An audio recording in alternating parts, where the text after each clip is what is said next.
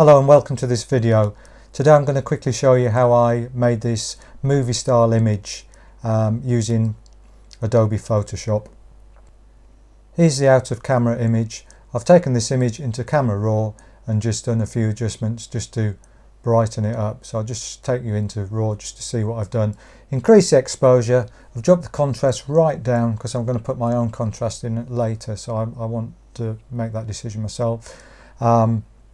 Highlights, there's quite a bit of where the leaves are blown out here, so I've reduced the highlights. I've increased the shadow so I can get all the details here in the jackets, and again I've just taken the blacks down a little bit just to put a bit more depth back into it.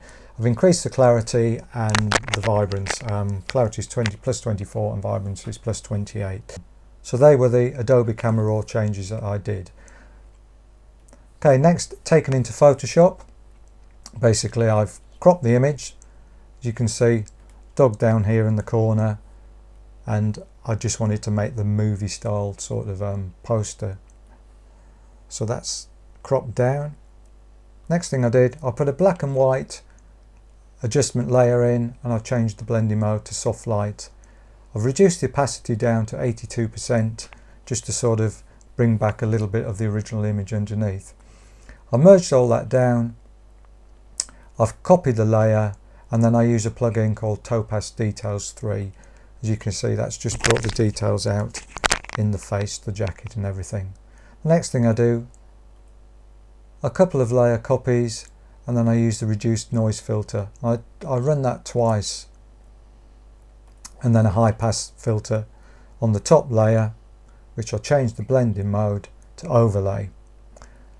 And what I've done now is I've gone to the reduced noise layer, and I've just dropped the opacity down to 73% because it was looking a little bit too soft.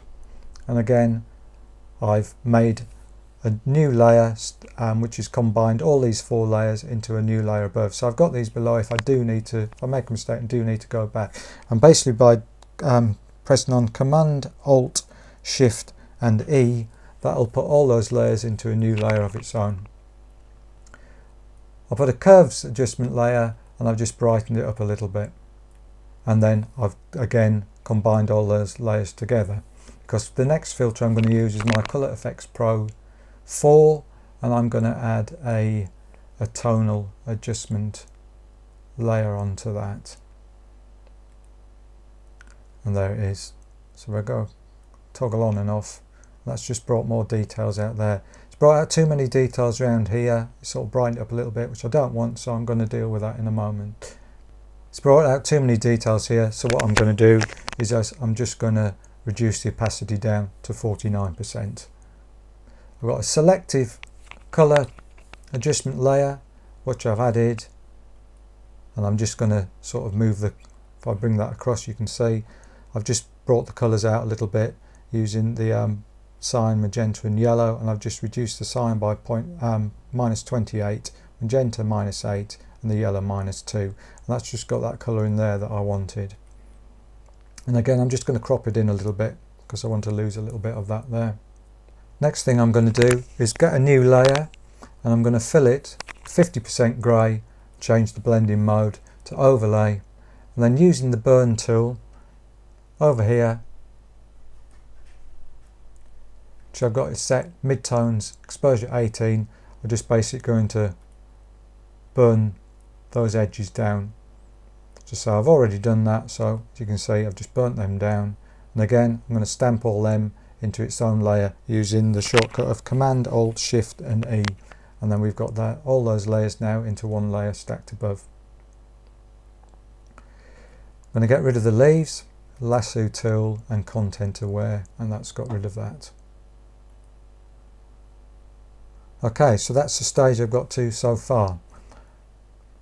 Just going to move into the next one and then go through how I got the movie style effect with the text and everything to it. What I did next, I added a blank layer and filled that using the gradient tool, the radial gradient tool, going from a light blue to a dark blue. Just dragged it out holding the shift key so it kept it nice and straight, and I've added that blue. Next thing I did, I duplicated the bottom layer and then moved it above the radial, the blue layer. And using the layer mask, I've just painted out a little bit of the bright blue behind, which is brought in the darkness again. I added some smoke, you can just barely see there, but I didn't want it to be too sort of prominent. I used a multiply blending mode and reduced the opacity down to 46%. Next thing I did, I just brought a little bit more of the blue in a layer mask and brought a bit more of the blue and the smoke back into this side here. I've merged all those layers together into its own layer. I put a black and white layer on it, and on the black and white layer it's a normal blending mode, but I've just brought the opacity to 26%. So I didn't want it totally black and white. A lot of colour there, I just wanted it to bring the colour, reduce the colour down a little bit. So once I've got that, I've started adding the text. So using the text tool, I've added the text in. The next thing I used is using my brush presets here to show you.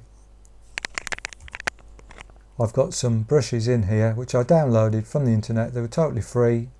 If you just go on to do a Google search and do blood splatter brushes, you find that you can get all these different sort of brushes here. And basically I've just gone to a bright red in the colour palette,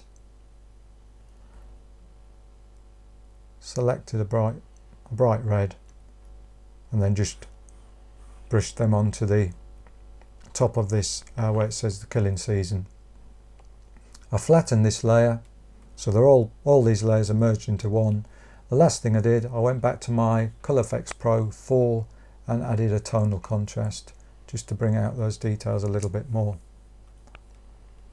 And that's the final image. So you can see the start, out to camera shot, slight adjustments using Camera Raw, and the finished image. I know that was a quick run through, but if you've got any questions or if I can help you with anything, please don't hesitate to leave a message on the blog or send me an email. Thanks for watching.